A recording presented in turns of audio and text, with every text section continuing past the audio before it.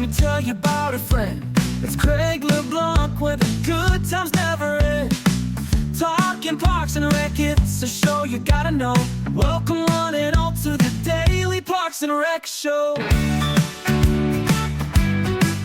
It's the Daily Parks and Rec Show. Master planning is basically giving you a roadmap for the future success of the department. Basically, you have a consultant, and they will go through and do all of your inventory of your park system. Okay, here's the 4 zones that you have within your city. So they'll do that for every section of your park system. Then they also do a lot of community engagement. So whether that's surveys, whether that's little pop-up shops at some of our special events, and they get a lot of feedback from the community on things that they would like to see. Welcome back to the Daily Parks and Rec Show, the pulse of vibrant communities and the unsung heroes who make them shine. Today we delve into a crucial aspect of facilities maintenance, infrastructure resilience, and strategic planning. We're thrilled to introduce Daniel Shafer, a dedicated professional deeply involved in managing our park's critical infrastructure. He's here to illuminate the intricate world of keeping our recreational spaces safe, functional, and ready for anything. Facilities management in parks is far more than routine upkeep. It's about the comprehensive care and strategic oversight of every asset in your park system. Daniel will guide us through essential topics like developing comprehensive bad weather storm plans, inspecting parks for damage, and the extensive cleanup operations that follow. We'll explore critical concepts like overseeing complex construction projects, from initial planning and stakeholder coordination to budgeting, risk management, and ensuring project completion. From daily operations and facility inspections to vital master planning that charts the future of our parks, this episode highlights the extensive expertise required to ensure the health and sustainability of our green spaces. Get ready to gain a deeper appreciation for the complex art and science behind managing our incredible parks and recreation infrastructure. Okay, we are live again. This is Craig LeBlanc with the Daily Parks and Rec Show, Facilities Maintenance Edition, every Monday through Thursday, 10:30 a.m. Eastern, 9:30 where we're at. Daniel, I hear you've got like some bad storms. Y'all get hammered by hail all the time. Seems like it here as of late. We're supposed to get rain almost every day this week. So they came through pretty heavy last night. Little scattered hailstorm, nothing, at least in my house, too heavy, but I think further out east got pretty bad. So what does that do? I'm sure you have in memory, because you've been living in hail country for a long time, right? Yeah. So what does that do to the Parks and Rec department? What kind of cleanup typically falls on y'all shoulder as a recovery from that? Yeah, it really just depends on how bad the storm is. I mean, typically, if we have a really bad storm, whether it's heavy rain, wind, anything like that. I mean, we typically have a bad weather storm plan. So we split all of our park system up into like 4 groups, and we go and inspect those parks for whether it's down trees, because sometimes a whole tree gets uprooted and moved. Sometimes it's just branches and limbs. We do have one of our parks has a creek that goes through it, and it has a low water crossing bridge. And sometimes we get and it's probably from the bottom of the bridge to the bottom of the creek. It's probably a good like 10-foot drop. And that creek has just a little bit of water in it normally. But when we get a lot of rain really fast, that water will get up and go over that bridge. And so there gets debris build up on both sides of that bridge that you got to clean up. So yeah, there's a lot of storm damage. Sometimes we have to put out barricades for areas that flood.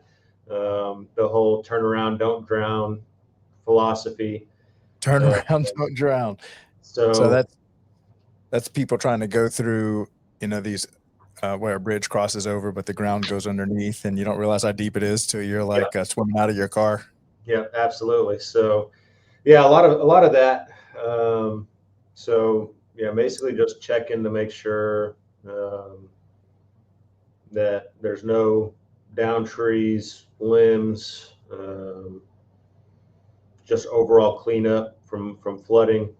Um, Inspect our roofs on pavilions, restrooms, all that if we do have a bunch of hail, or I guess even windstorms as well. So just doing like a brief inspection, nothing super in depth, just kind of checking to make sure that everything's still good and operational. Now, last time we talked pretty in depth about construction management, didn't we? I remember. Yeah, we touched base on that a little bit. I think we talked about a lot of things in overall general maintenance, but that was one of the points of that we talked about. Yeah. So what I'm building on this back end, of course, I'm one of these dream and spreadsheets kind of people. So I'm putting together a spreadsheet with each of the major, I guess, buckets of knowledge or hats that you have to wear in facilities maintenance. And I remember we had done a deep dive, or I'd like to kind of make sure I'm not missing anything when it comes to all things construction management. So I'm just going to create like a little category here. Let's see. Well, shoot, I thought I had something right here. I must have created this after we'll just go ahead and. All right. So when it comes to construction management, first of all, are there any softwares or vendors that y'all use? I mean, aside from your local vendors or managing local vendors, I guess that's one thing that. Are you referring to like softwares that kind of have all the information in it to kind of work you through the project? Yeah. Well, anything that the city would any tools that would help with construction management. So whether you've got to get, a lot of times you're in charge of communicating with the contractors. You're kind of the communication between the city and the project and all the vendors and stuff. Right. So is there anything y'all use for that to manage y'all's workflow?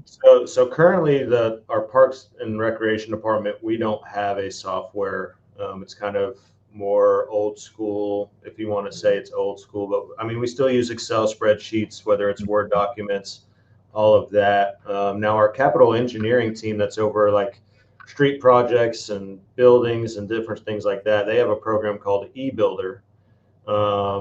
And we are actually hoping to be able to utilize that fairly soon. They're working out some kinks and stuff with our IT department and how we can do that. So that will connect to like our finance software, Munis, to where it basically just puts everything in one. So you can make Gantt charts of like, hey, here's where expected windows of construction are supposed to happen.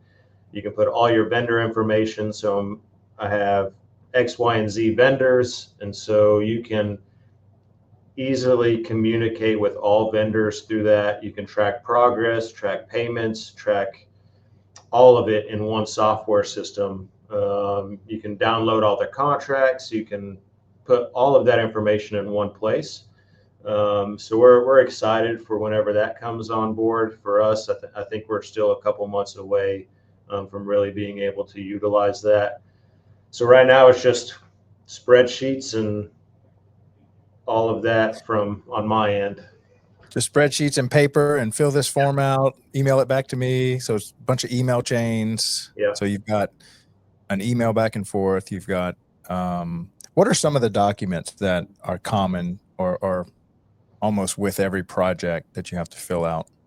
So when you have the scope of the project, so what are, from soups and nuts, what's the goal of that project, and here's what we need to have. So you got the scope of the project, and I'm kind of learning. So I'm going through a profession or a PMP certification, which is a project management professional certification, and I've actually done some training that I've been doing some studying here lately, I should say, instead of training, of kind of how we want to build this out moving forward. And so some of these things were being done, but not necessarily to the point that I think we could get to. So So to go back, a scope management plan. So, hey, here's the scope of the work.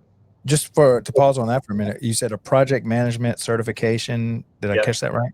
Yes. Now, is that a Texas thing, a national thing, or national? I think it's worldwide. okay?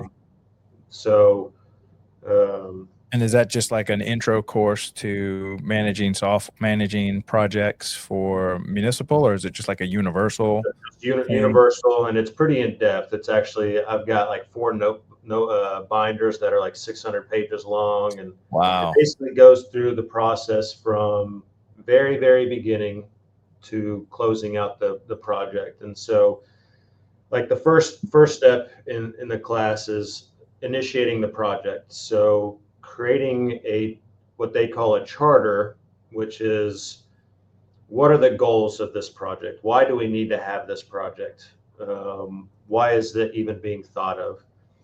And then identifying key stakeholders to that project. So whether that's the community, whether that's internal services. So if we are building a new building, like our PD, we're going to be expanding our PD complex, but the Parks and Recreation Department are going to be managing the grounds. And so we're a stakeholder into that project because we need to have that information on irrigation systems, landscape plans, all of that. So who are the key stakeholders within that project? The next So a stakeholder could be not just a lot of times we think stakeholders is just like a funding source and maybe who owns the property, but a stakeholder could be, I've got a water line coming through this property. So now the water company needs to be involved in this project because they have to identify the location. Same thing with all the utilities. Yep. Okay, I got it. So stakeholders could be city council, it could be, like I said, community. I mean, so at that initiating standpoint, you're really thinking through and diving through who are all the key stakeholders into this project.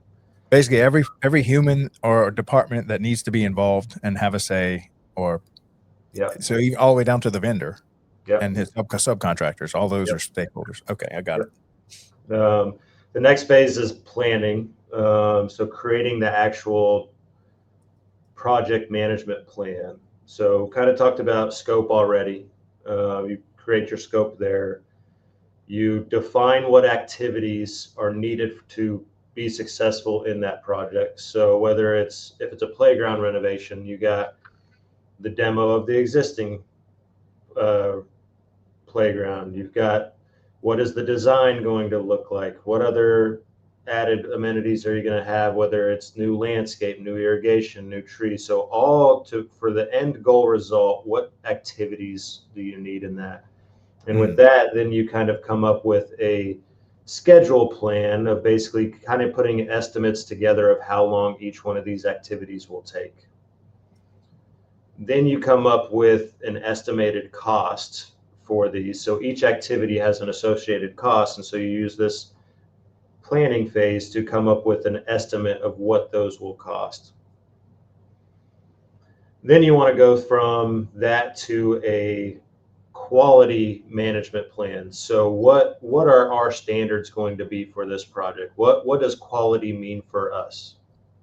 So you get your stakeholder buy-in of what quality means to them, internally for the department that's running it and the project manager. What does quality mean for this project? Then you come up with a resource management plan. So for all the activities that we defined for this project, what resources do we need for those activities? Is it going to be a vendor? Is it going to be internally, but we need to rent out these 3 pieces of equipment because we don't have it? So what resources do you need to be able to make those activities happen? You also want to plan for risk. So that could be, okay, hey, we're in the springtime here in Texas and we get rain a lot. So a risk is weather. And so our project may be delayed because of weather. Or is a risk that, hey, we have this type of piece of equipment 6 days to do this, or if we rent this other piece of equipment, it might take us 2 days. So there's a cost associated risk to that. So you kind of go through and figure out what risks are potential in this project.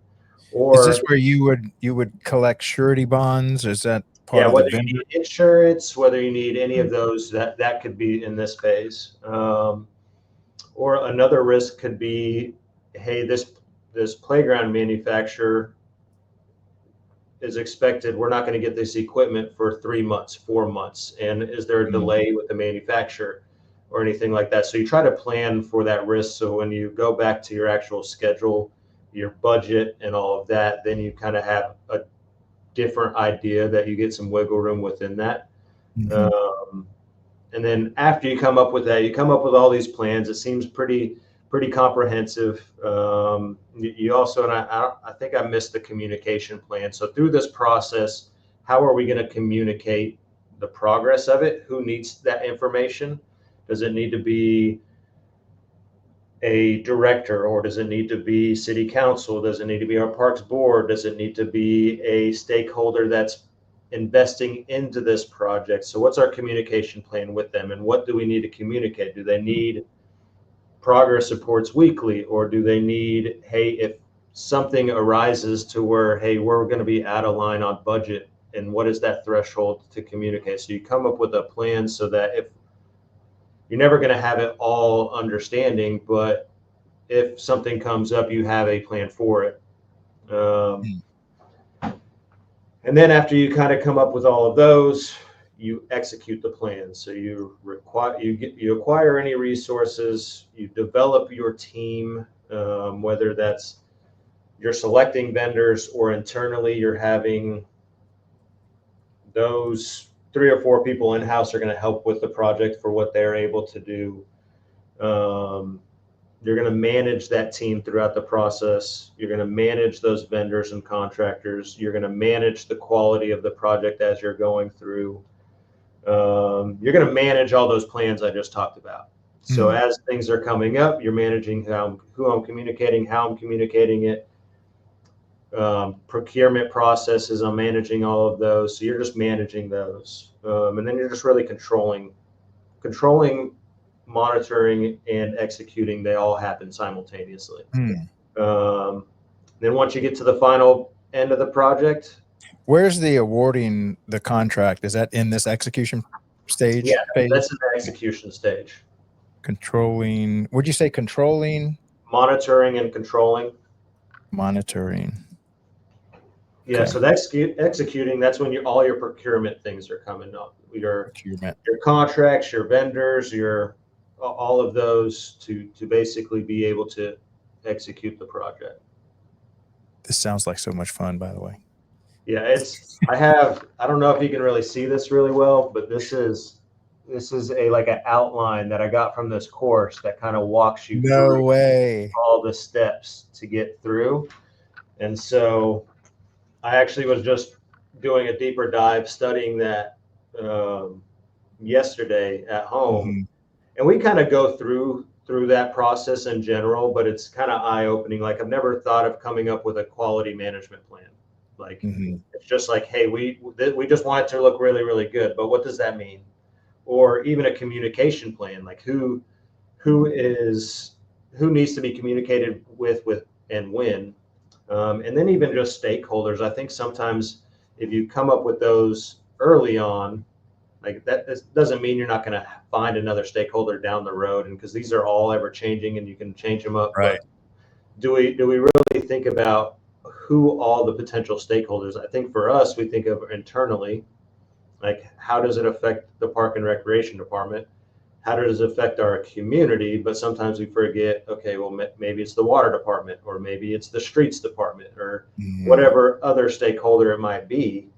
I think sometimes we don't think about that in the beginning stages. And so then when we get to a problem and we're like, oh, shoot, we should have contacted the water department because we need them to move this main line or whatever it is, Yeah. when we could have pre-planned that. And so that is a risk if you don't have that. Hmm. And Where's risk, safety? Where's safety coming in? Is that in the risk assessment? yeah, that's in the risk assessment. Yeah. Yeah. So does a street need to be closed off? And then if you have to close a street, you have to come up with a detour plan, to how are we going to detour traffic? Mm. Um, and that's more for street related projects, not necessarily any of ours, but or hey, are we going to, like about 3 years ago, we demoed one of our parking lots to expand it and make it better, but we didn't have a plan of where are people going to park to go to this park, because the park is still open, but the parking lot isn't. So that would have been a risk that we would have had to kind of figure out. That now going through this training is something that is more of a forefront on my mind. So yeah, there's certain things on here that we are going to progress and add to make our projects hopefully go smoother. Try to eliminate as many ups and downs and things that might come up and try to pre-plan for those. Now, no project's ever going to be 100% execution with no bumps in the road, but this should help us navigate those projects smoother. Yeah, it's funny as you're laying this very well structured thing out. I grew up as a master electrician, and at my peak, I had 60 craftsmen that worked for me, and we did all these jobs like this. But I've never seen them just labeled.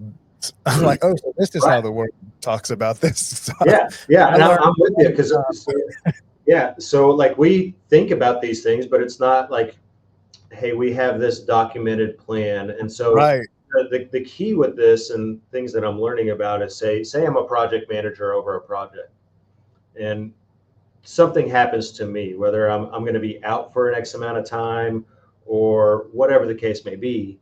Can a different project manager jump on this, be able to read these documents and be able to just continue to move smoothly through the project? Or because I'm not there, it's not going to keep progressing. So that's the plan with all of this. So we've been doing it, but there hasn't, it's almost like if I wasn't here, if I was a project manager over a specific project, how are we going to continue to move forward with that? So pretty eye-opening for sure. Yeah, there really is. And so is this something the city, like how much is that degree or certification cost? How long does it take? How many hours are you going to have wrapped up into this? Can you give us a little detail? Sure. So the training course was a week long, and it was typically it's $1,000, but there was a discounted one. It was $699, I believe. And so you have to be able to take the test, you have to go through one of their courses. Now there's several different, I think it's 36 hours worth of courses, and there's a wide variety of different ones you can find online. Mine went through PMI. I'm going to draw a blank of what PMI stands for. I think it's Project Management Institute. That's who the testing is through as well. You also have to have 3 years of project management experience. So to be able to take the test, so when you have to basically, when you go apply for the test, you have to show that you have a certificate for those 36 hours. Then you have to upload 3 years of project experience. So you have to say, hey, this is the type of project. Here's what I did in this project. This is the style of project, whether it's, most of ours is agile, which basically just means they're kind of multi-piece and they're kind of moved all around, and they're not just point A to point B. There's multiple steps in the process. And then you basically just pick a date that you want to take the test. And so mine is going to be July 15th. I've paid another $50 for a practice exam, study guide type thing to kind of get me in the mindset of what the test might look like. And there's a lot of YouTube videos you can find. For example, this spreadsheet or the little sheet I was just showing, that was from a YouTube video I was watching yesterday. Because this spreadsheet or this sheet has the binder for it is about 600 pages. And that YouTube video was a little over an hour.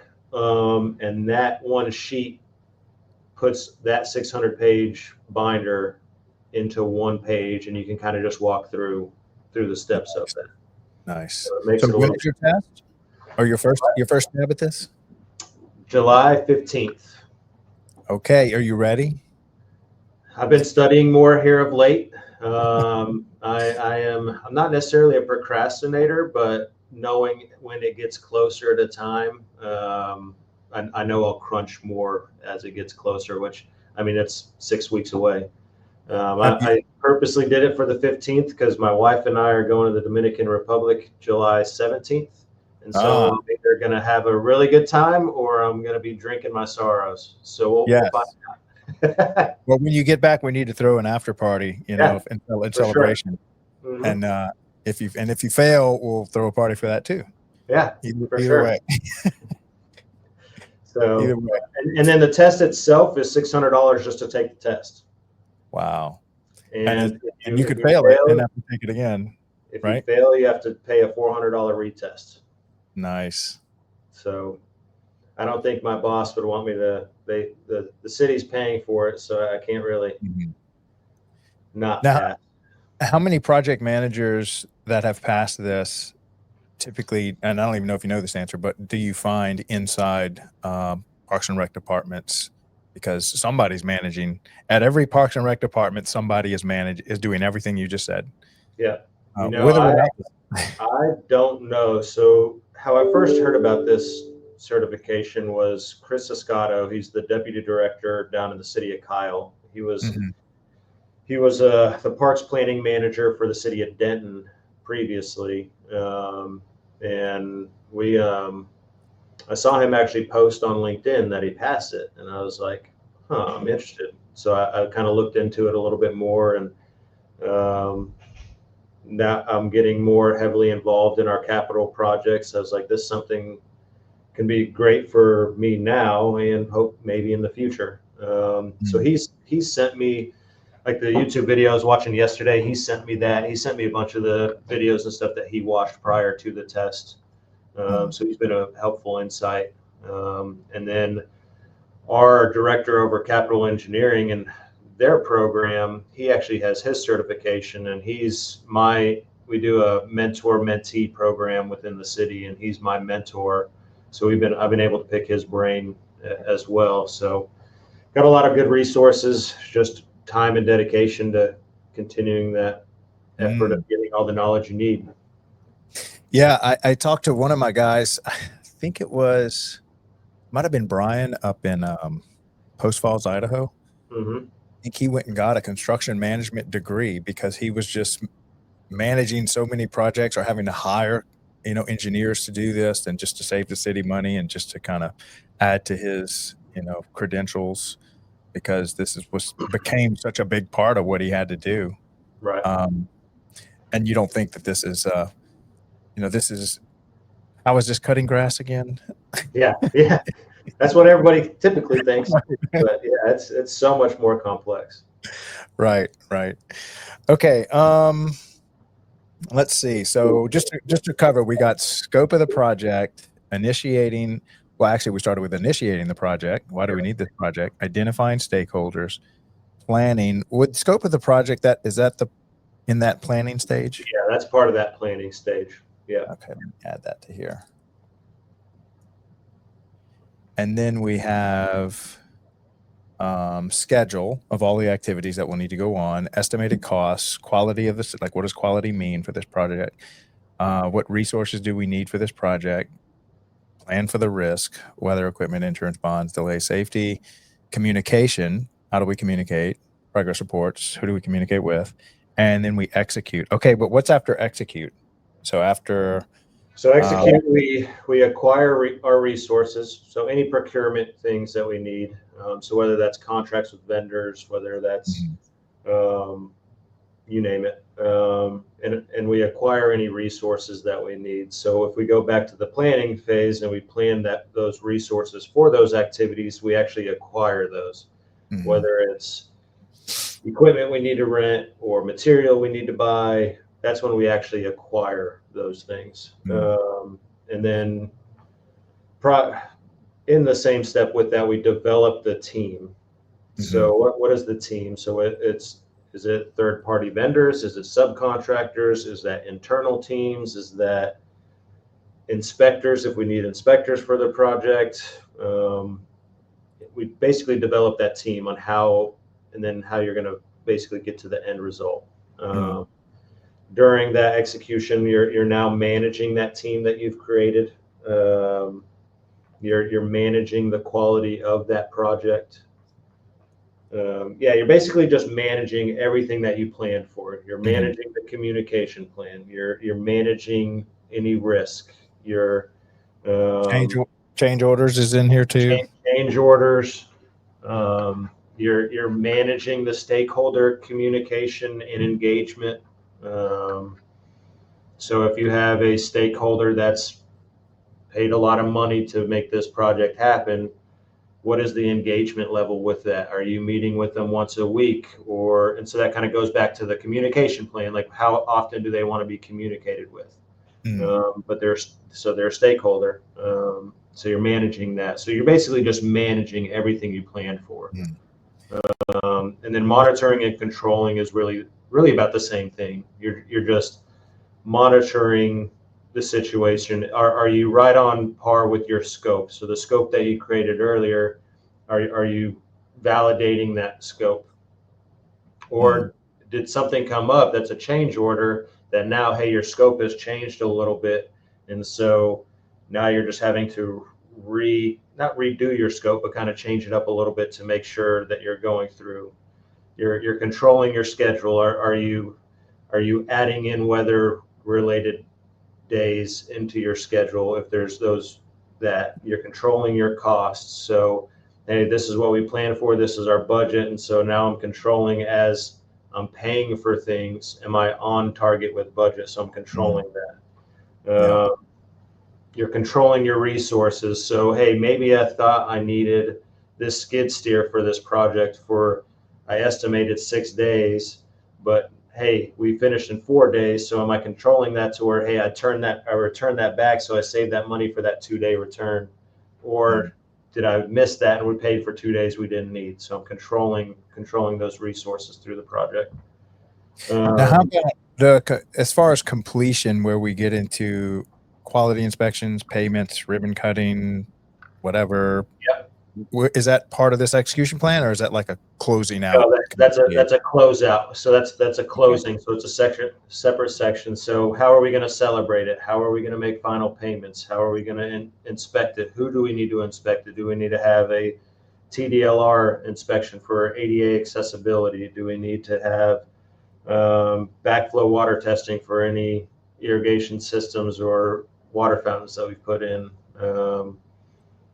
Do we need to have a structural engineer inspect a building or whatever? So that's all in your closing.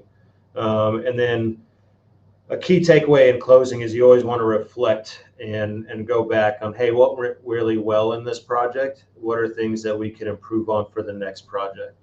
That's always key on any project, because sometimes you're done and you're like, whew, I'm done with it. I'm just ready to move on, because sometimes these projects take a long time, but you don't get better by just doing the same thing over and over. So we always need to reflect on that project and what we did well. What are things we could have improved on? Yep. And then that's it. And then we've celebrated. And then how many projects, I guess this is a hard question to answer, but maybe in your current situation, how many projects have you found? What is the range of number of projects you've been managing simultaneously?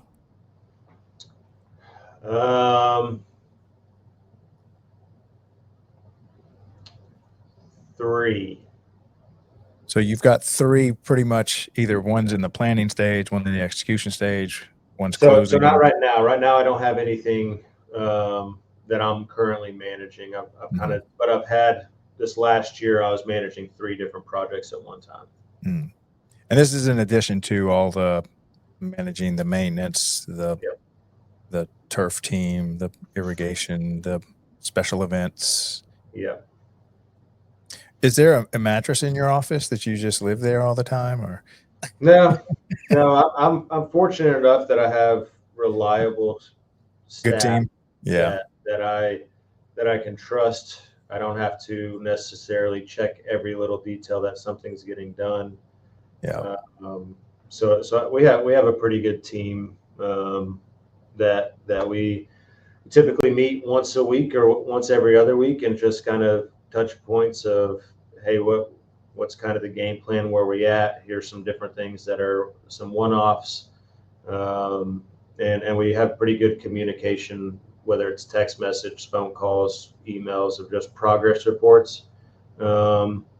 And then if I have a meeting that gets canceled, I typically go drive around the parks and just kind of see where we're at and kind of make some notes and pass those notes along of anything that I see. And it's not to get anybody in trouble. They're not doing their job. It's just, hey, I just noticed these couple things and maybe it got missed and there might be a reason for that. And hey, next time we're at this facility, let's just make sure we take care of it. Right. Now, are there any advice to anyone, stepping into this? One that comes to mind is over communicate often kind of thing. Is there any other stuff like that? Yeah, I think really just having a plan and that's just me to heart, is really having a detailed plan of what my goals are in life, how it works in the real world. My calendar, I kind of separate my calendar to where, like, for example, for the PMP certification, I have an hour blocked off on my calendar to study for that every day. I have another window of time that I've blocked off, like, hey, here's my email window. Like, I'm going to check emails, respond to emails, do all of that. Here's a special projects window, whatever. So I build out my calendar that way to make it a little bit more organized. Now, am I able to stay to that plan? Not all the time, but I try my best to. But I organize my day so I can stay ahead of the curve instead of feeling bombarded and overwhelmed. So that's just what works for me. It doesn't necessarily won't work for everybody. But if I block those times off, and either my supervisor or director or whoever is trying to schedule a calendar invite for a meeting, they know, hey, I'm not available during this time. And so then they could plug into a different one. So that's how I work. Over communicating, like you mentioned. I think having processes of, like, every week I go and I'll drive for a couple hours just to go check parks, just to check them out, get out of the office, instead of just, oh man, I haven't been out in the field in a while. Let me get out of the office and go check. I have that planned every week at a specific time.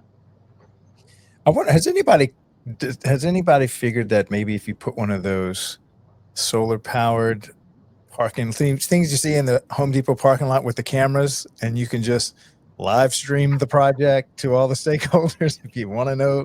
Yeah, I guess you could do that. And so that's a good point of, like, when you have a project going on, where's the balance on going there every day to check on the progress, knowing I still have all these other duties? And so, like, do I do that, or do I do every other day, or how? So that comes back to the communication plan. Like, hey, I'm not going to be out. Now, you won't necessarily communicate this with your subcontractors or whatever, but internally, like, hey, I don't have the ability to go out there every single day to check the progress, see where we're at. So the communication plan also has, what feedback do I need from those third parties or those subcontractors or whatever? So is it a report every day? Is it a end of week wrap up of, hey, here's all the things that we accomplished, or whatever it is? So you got to manage that when you're working with projects. And then when I was working 3 different projects, it's like, how do I hit all 3 of these, whether it's daily, weekly, or whatever? So it's a challenge. Yeah, I would be putting one of those police cams up with a speaker on it. Be like, good morning, guys. How y'all doing? You want me to order y'all Uber some lunch and something? There we go. Maybe we'll add that into our scope and budget for the next one. I would love to build that in management. That would be so cool. I don't know. I'm curious on how that would go over with the upper management of, like, why do you need this amount of money for this security camera? Well, so I don't have to go there every day. It'll pay for itself in fuel, your time, wear and tear on your vehicle. I think the big problem might be the contractors feeling like they're always watched. You might have to buy them lunch every now and then just Yeah, to yeah, make them for happy. sure. Absolutely. Yeah. Okay, so that's project management, okay, so let's go into master planning. What have you? How deep have you gone down the rabbit hole of master planning? Um, I haven't been super heavily involved. I think I'm more our deputy director and directors. They are the ones more heavily involved in that. Now Can you I'm part. define it?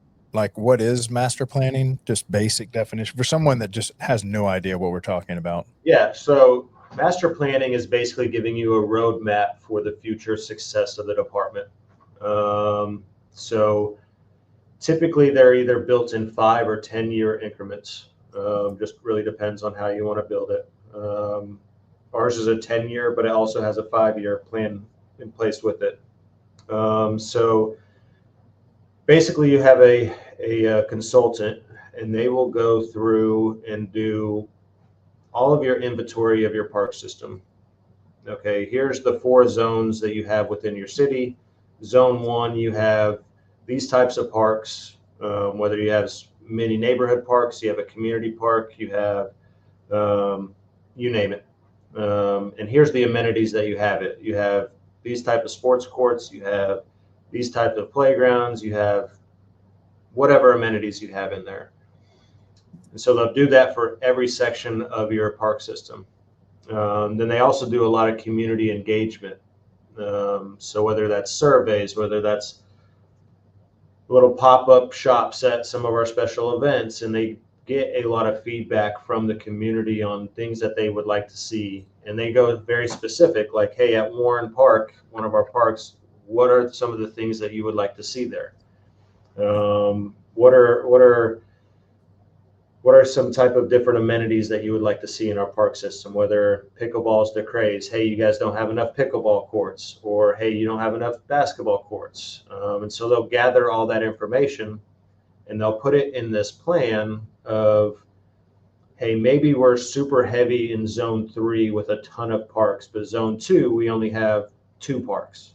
And so they'll give you an idea of, hey, if in the future you are wanting to buy land and develop a park, here's maybe where you should look at doing that.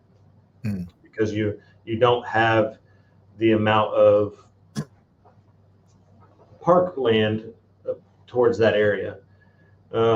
Something we're working through right now is basically tying goals and KPIs into this plan. So we have a plan of, hey, this is how we want to build in the future, whether it's developing new parks, enhancing these new parks, adding different amenities to parks based on community feedback. You said KPIs? Yeah, key performance indicators. I thought you said APIs. I was like, I've never heard of that one. Yeah, so KPIs.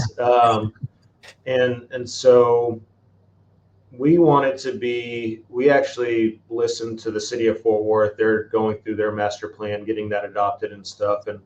And ours didn't have goals and key performance indicators and strategies to get to those in ours. It was kind of just like, hey, here's a roadmap. Here's what community wants.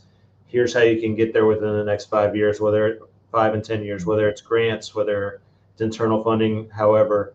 But we wanted to look at different goals. So there's some community impact or feedback of more naturalized space, or more what we call our no-mow areas, which are just wildflower areas, and creating more spaces of those. So if that's something that the community wants, that could be a goal of ours, is creating more natural space. But how are we going to get there? What is the strategy behind it? What is a KPI for that? Whether it's, hey, we want to add 1 acre of our no-mow areas or naturalized areas every year for the next 10 years, to where at the end of that, we have 10 acres that are no longer having to be mowed. So you have a maintenance cost savings,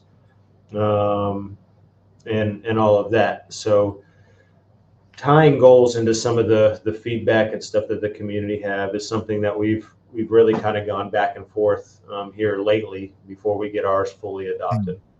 Now, how long does this process typically take? It's about a year process to make up. We've master plan? been working on ours for at least a year. Okay. Um, So it's 2 years, 1 to 2 years, kind of the yeah, average. typically I would say I think for like a city like Dallas or Fort Worth, it might be longer just because of how Mhm. large of a city that is and how much feedback and community engagement and information they have to put into that. Now, Uh, when they're doing all your inventory, they're not just saying there's a playground. They're basically saying there's a 10-year-old playground that needs to be replaced. There's a gym with a roof that's got maybe 2 years left on it. So they're giving you more details about, you know, um, how much work needs to be done, how much money needs to be invested. In addition to, there isn't a playground, we want to put one there. right. We have to also consider what financial needs are we going to need within the next 5 to 10 years on every piece of property we have, correct? Correct. Yeah. So we have a inventory spreadsheet that we shared with them, so they're not just starting from ground Mhm. zero. And we have the knowledge of, hey, this playground was installed at this date by this manufacturer.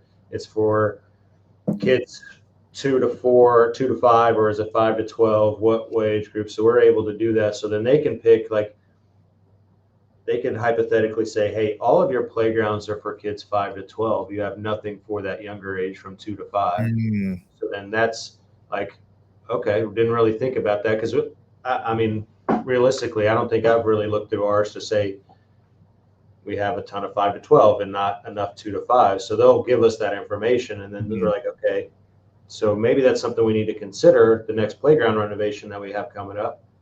Maybe we need to consider whether it's, hey, we have a 5 to 12-year-old area, but we need to make sure that we also have a 2 to 5-year-old area. Mm. Or do we just want to go a huge tot lot and make it just specifically for those younger kids? A So tot lot. that's That's what new. that's what they call it. There's a tot I lot. love it. It's the first time I've heard that before. I Yeah. know y'all are probably used to it. That's So, crazy. so yeah, so Um, that could give us an idea of how we plan and manage our capital projects moving forward based Yeah. on the community impact or feedback, I should say, and then how where we're at in our system and what we currently have. Yeah, and then all these prices are constantly changing because, I mean, if you did it 5, 10 years ago, the cost of everything has doubled at least, probably Yep. tripled, thanks to all that money printing that goes on. But now, any idea of what the average cost of, let's just say you got I don't know, $50 million master plan? Is that a good round number for us? So what does the consulting company, do they get like 5% of that for their year's worth of work, or how do they get Um, compensated? I'm not 100% sure. I actually had Kyle McClure. He's one of the assistant directors for Fort Worth. He wanted to come check out our baseball complex that we just did synthetic turf fields, and Mhm. me and him were just talking about like how we were adding some things into our master plan based on watching theirs being presented to their parks board and council of adding goals and stuff. And he mentioned about $1 million just for their master plan being Mhm. developed. I think it really just depends on what all you want put in it. Right. I mean, I would say anywhere from on average 100,000 to $250,000 is your typical, Mhm. somewhere in So, there. so this year-long process is probably going to cost you 100 to 250K. It's going to help you understand where you are, and then it's going to help you create the roadmap from how do we get from where we are to where we want to be, and Right. then even define where do we want to be. That's all part of the Yep. So process. new mission statement, values, that's all Mhm. put in there. It also gives us a roadmap of, hey, if this is the year 5 where we want to be, and here's the amenities we need to add or the playgrounds we need to replace or whatever, it helps us from a budgeting standpoint of, okay, if these are all the things that we want to accomplish, one, are they doable? And Mhm. whether it's from a funding aspect or not. And so if there's, say, 10 projects within this 5-year window, okay, then we can estimate that this project might cost 150,000. This one might cost $600,000. This one might cost $1.5 million. So it helps us be able to identify, like, from our sales tax that we get for these capital projects, are we going to have enough? Mhm. Or do we need to go out to, like, Texas Park and Wildlife? They have grants every year. Or is there other grant funding sources that we need to go and reach out for to try to make these projects actually happen? Mm. Now, gosh, it's funny because I'm super involved in a lot of the macro finances of planet Earth, and so I can imagine trying to manage a 5 or 10 year project, knowing that in 2025, if we do this project, it's going to be this number, but in 2028, it's going to be this number. Yeah. And so, how do We, you we put a minimum of a 3%, which is probably light. that not 3% even close? added increase every year. So if we project that this year, a playground renovation for X Park is $500,000. Yeah, If we're not able to get it to this year, we're going to add at least 3%, 3 to 5% to that Yeah. number for next year. Yeah. Knowing, hey, that's probably not enough. That might Yeah. just be what we can internally bear. And we might just not be able to do as much because we don't have the funds for it. So it might be whether it's a smaller footprint, or we wanted to do landscape improvements also, but maybe landscape improvements aren't going to happen because we don't have the funding. Yeah. So so that's how we plan, 3 to 5%. If we're not, Ooh, that's so tiny. yeah, Like I remember, I think it was 2024 or 2023, the M2 money supply grew by 25%, which is effectively your expansion rate. yeah, And the only reason things aren't expanding, like your prices aren't going up by 25% in that 1 year, is because the efficiency gains of software, AI, and robotics are, able to soften that. But it's a moving target, and it's hard to figure out real time because these markets are so complex. yeah, And you wouldn't think that a playground is affected but it is a global supply chain that puts a playground on your property. yeah, absolutely. And so, like, from the steel to the paint to the rubber to the labor, it's crazy. Okay, so I'm trying to think if there's anything else. Are there any like national master planning that work well with cities, companies out there that's kind of like the gold standard, or here's like the top 3 that I've heard of, or are they kind of regional or state, local? I think the one that we're using is Kimberly Horn. Mhm. We're Are they doing. just a local Dallas one, or do they go nationwide? They do have nationwide areas, but they are local in Dallas.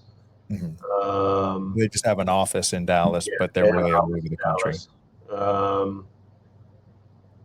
I know this is a smaller plan, but Russell Farms Art Center, it's I'm trying to think. I think it's 10 to 15 acres. I can't remember that, but it's got.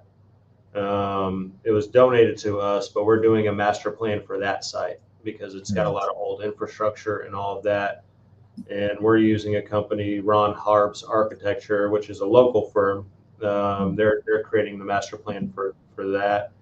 I'm trying to think of some other big ones.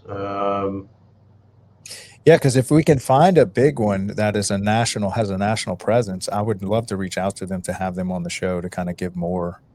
Yeah, so Kimberly Horn is one. Catherine has been That's your our main contact, and I can share her contact information with you. Yeah, maybe we can get them to come on the show and give a deep dive into master planning, because that is I can't imagine doing a 5-year master plan. I would be like, we're doing a 10 minimum, because it takes 1 to 2 years to get the master plan, and then you're only going to give me 3 years to execute this thing. And then so they project it to where, like, once we adopt it, it's not like, hey, we've lost those 2 years, because I see.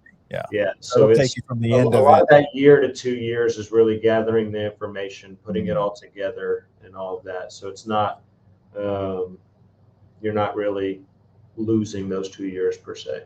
So Yeah. you're starting year one once you adopt it. Right. And then I imagine it's a big difference if you have your old master plan and that's their starting point is, Yeah. Yeah. you So know, they took our old master plan where it's at, that kind of, like you said, as a starting point. Here's the things that were accomplished in that. Here's what aren't. But then the community may have evolved from when we did that. There oh, might right. be there might be different needs. There might be different things that they want, and so they can't necessarily go stick truly to that because things might have changed.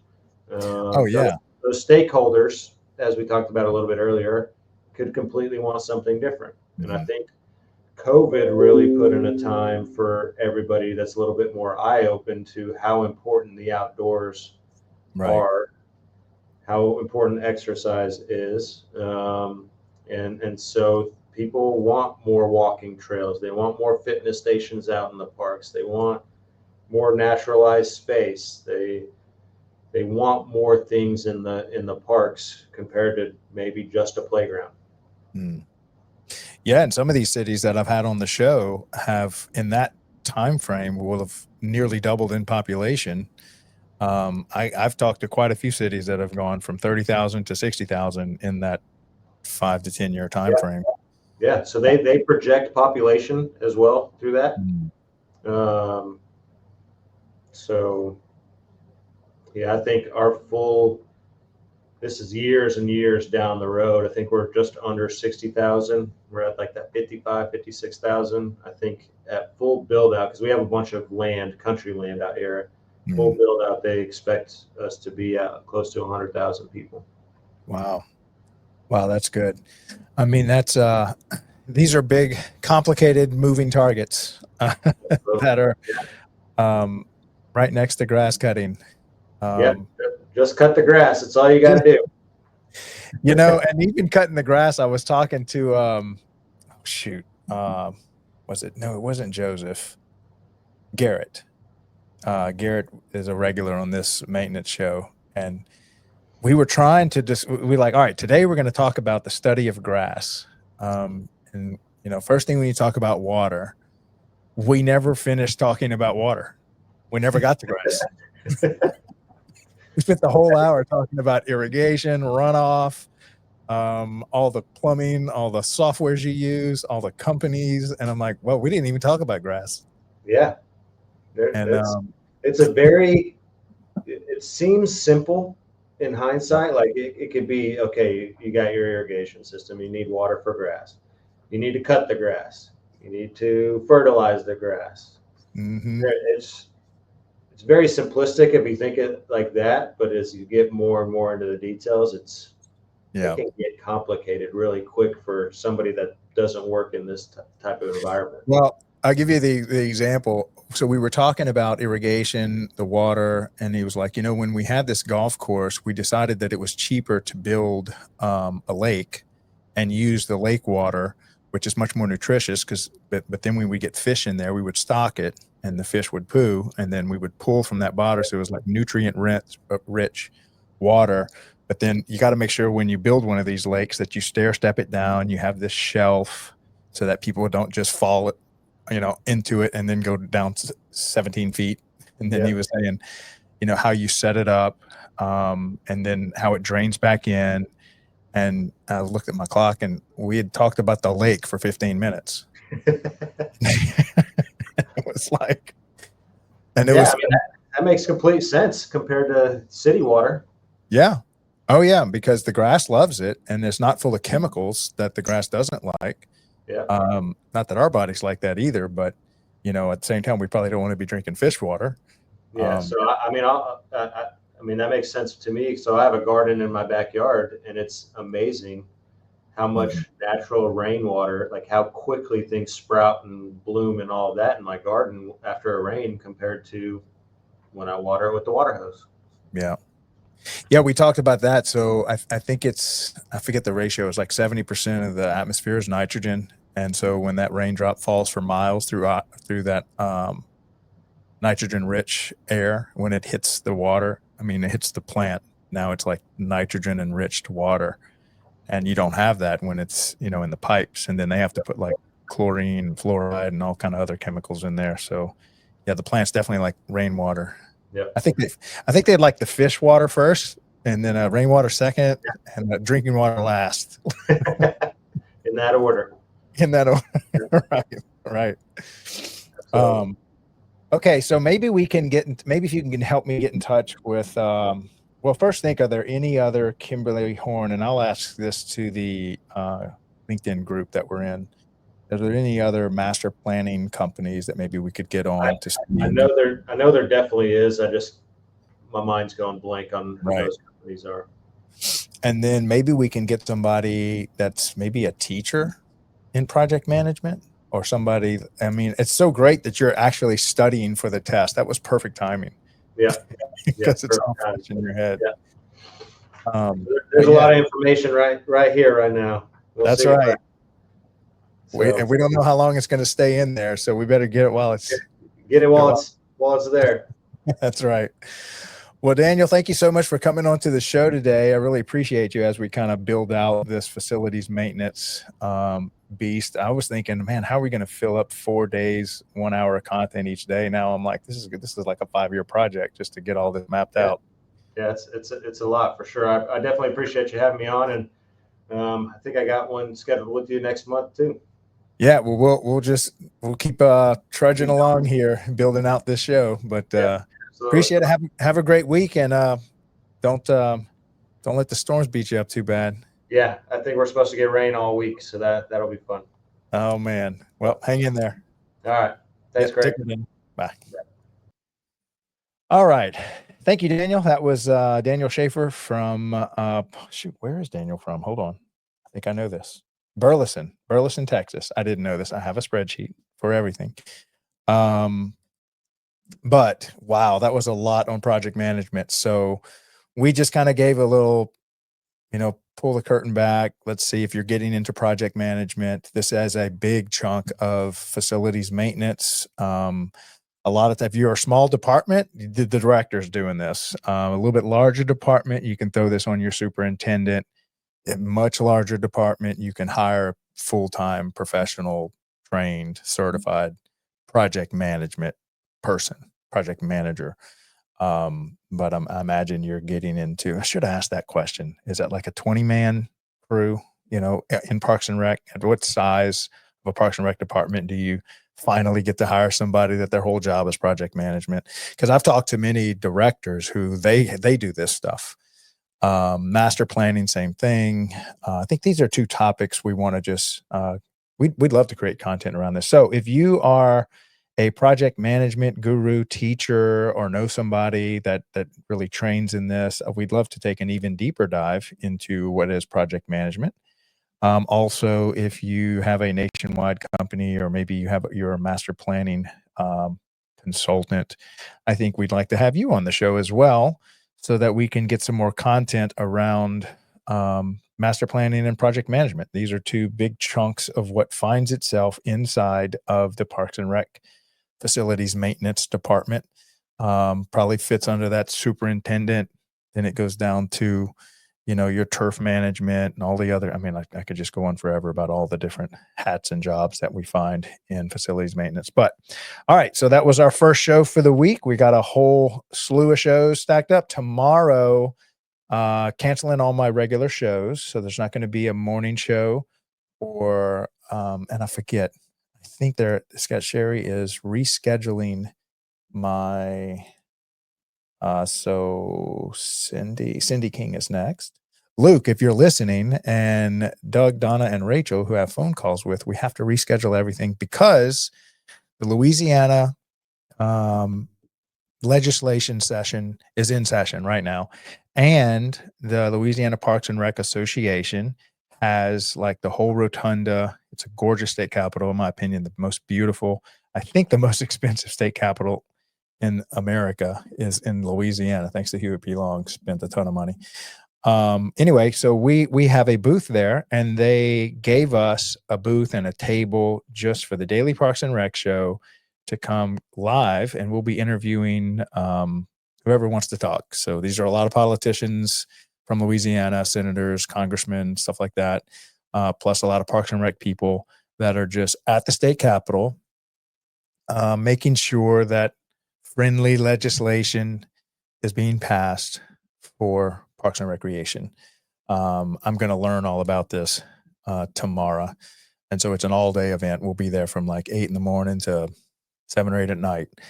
And thanks to Suzanne, who is the executive director of the state of Louisiana, the Louisiana Parks and Rec Association.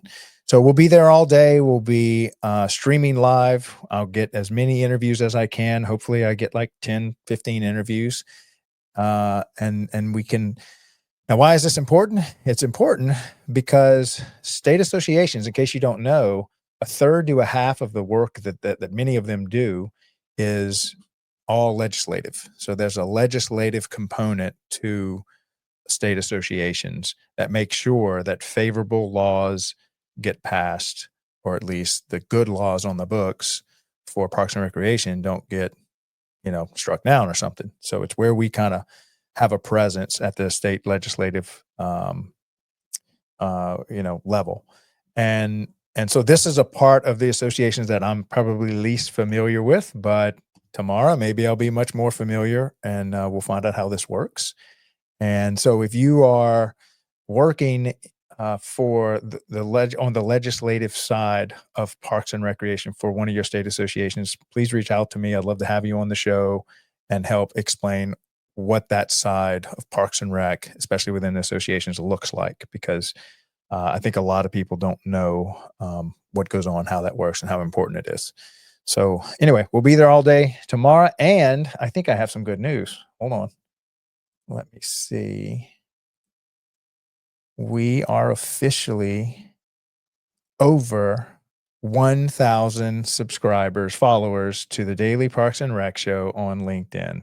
Congratulations. I wish I had like one of those little clappy buttons where you could press a button and it celebrates, but we blew right past it. Yesterday I went to bed. It was like 999. I woke up, it's 1,006. So thank you to everybody. I think we have some kind of special thing, promo, whatever, that the guys are making in celebration of it. But yeah, it took us 6 months to go from we don't have an account to now we have 1,000 followers, and hopefully the next 1,000 won't take 6 months. Maybe we'll do it in 3. But that's going to be dependent on a lot of you guys enjoying the content and sharing it. If you do enjoy this content, please like, share, blast it out, share the actual Daily Parks and Rec Show page on LinkedIn with your contacts, and that will help us grow the audience, because if we're working hard to create this content and I believe it's super valuable to y'all because y'all are telling me it is, then let's not hide it. Let's get as much exposure as we can. So anyway, all right, I will see y'all here shortly. I think I've got another 20 minutes before Cindy comes on, but Cindy King, I believe, is our guest today. And she's on our leadership series running Monday through Thursday, 12 noon Eastern. And so we'll see y'all here in a minute. Again, this is Craig LeBlanc, the Daily Parks and Rec Show, facilities maintenance, Monday through Thursday, 10:30 a.m., all about maintaining facilities. So thank y'all for attending. We'll see y'all here in a few minutes. Bye. The future of parks and recreation is here, and it starts with you. Welcome back to the Daily Parks and Recreation Show, where we bring you the latest insights, trends, and conversations shaping the world of parks and recreation.